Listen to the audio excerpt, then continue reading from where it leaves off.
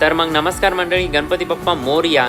तर आजची आपली अक्षर गणेशची ऑर्डर ही एका कपलची आहे, प्रतीक दादा व मिथिला ताई यांची.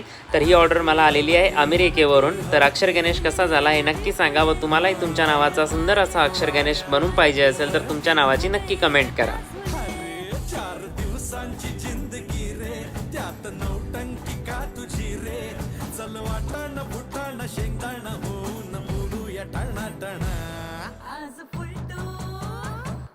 आज फुलटू होऊन जगूया सगळा मगा.